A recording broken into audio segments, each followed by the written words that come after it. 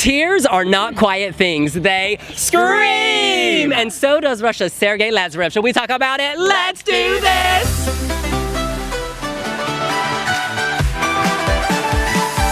Have a scream by looking at your family's history with my heritage.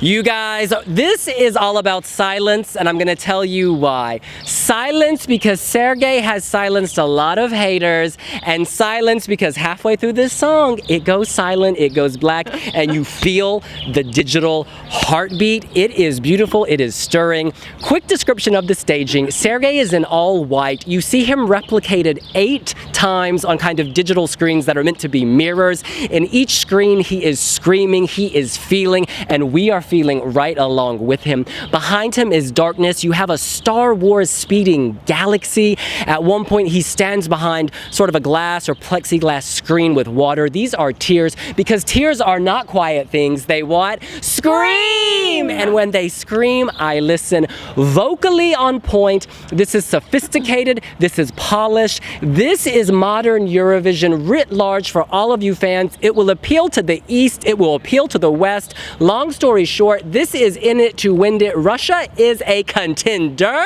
and I am so happy.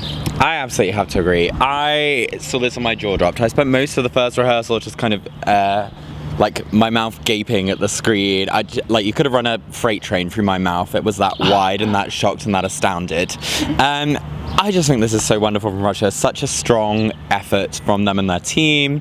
And like technologically, I just think this is so great. You know, a lot of people, I actually tweeted straight afterwards, I was like, if any UK fans mention Lucy Jones in the same breath as this, I'm going to scream. And not 2 minutes later, Chris Halpin on the live stream called out Lucy Jones. Lucy Jones looked in a mirror. She glanced. Sergey spends his entire time inside the mirror. He takes us to another realm. This is very transcendental. It plays with dimensions. It has that classic kind of Russian drama that we know and expect from a Focus Evangelista staging, but with a modern twist. I think you look at something like Azerbaijan from last year that was perhaps dated. This is not dated. It is modern, it is fresh, it is forward looking. Sergey sounded fantastic. The performance is incredibly memorable. There is no way this isn't finishing within the top 3 at the grand final of Eurovision 2019.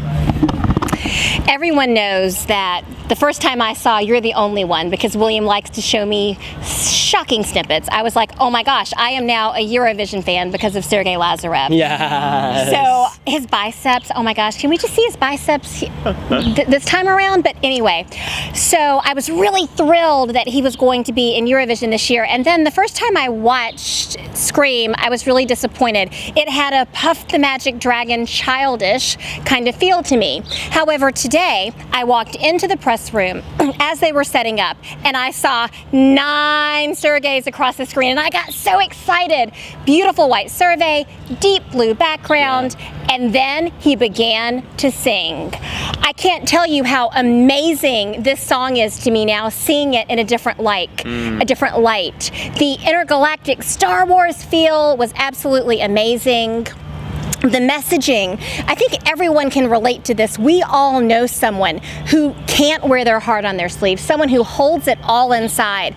And the way this is depicted on stage is absolutely amazing. He's behind this screen that kind of looks like a shower, surrounded by tears. At one point, there are the 9 Sergeys, and it's almost as though you're seeing different scenes from a movie where he's in a mental institution.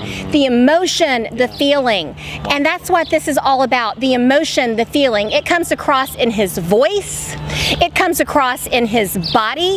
It's just absolutely amazing.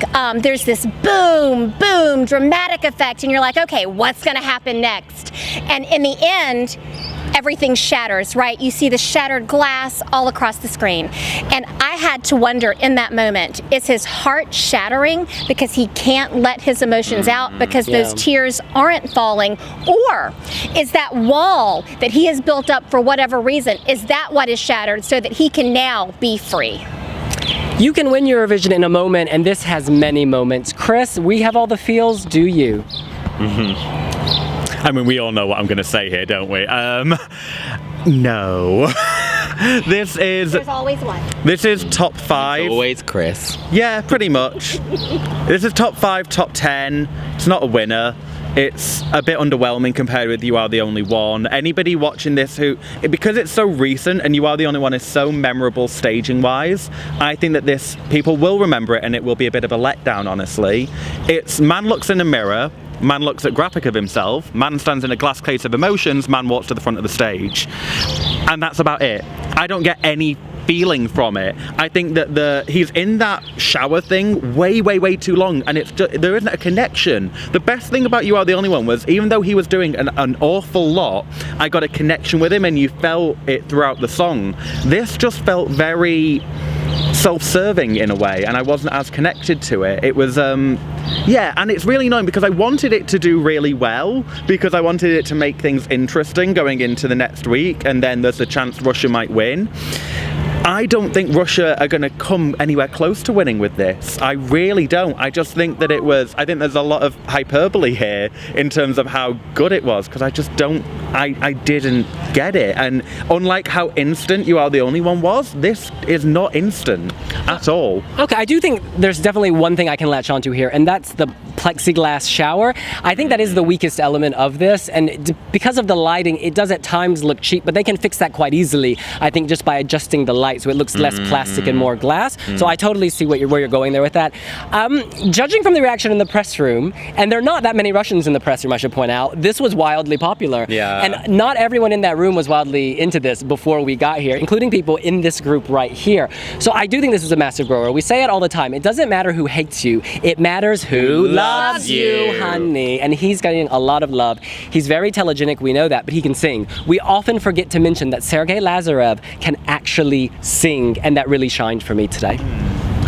I would say Sergey Lazarev lovers are going to love this no matter what, but I just don't see it converting as many other people as You Are the Only One did. I don't see him winning a televote with this. I can see him doing maybe a bit better with a jury vote, because his vocals were good, although he did have a couple of slip-ups, but he doesn't Rehearsal, Chris. No, that's what I was about to say. You're allowed a couple of slip-ups at a rehearsal, but then you start to say, and he is dropping in the odds as we speak. He is dropping. His odds are drifting, which isn't a good sign immediately after a rehearsal, so... Listen, there's lots of volatility in the odds after rehearsals. You have to see where things settle. Yeah. What I do know is that is by far one of the standout moments of the past 4 days of rehearsals. Yeah. Absolutely no doubt Russia are in it to win it. I think it's very credible, very strong.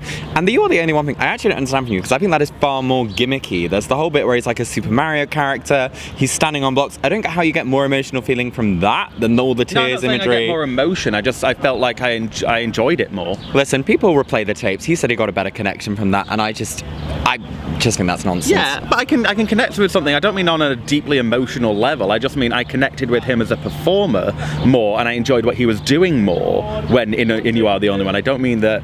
Yeah, that's what I mean by that. The Sergey Chronicles are long, they are deep, and we love reading them. In any case, that is what we think. What do you think? Are tears quiet things? Do they scream? Or with Sergey, do they sing? Let us know here on wiwibloggs. Make sure to hit that like button and hit the subscribe button as well whilst you're there. Follow us at wiwibloggs on all social media channels, and all our personal socials are in the description as well.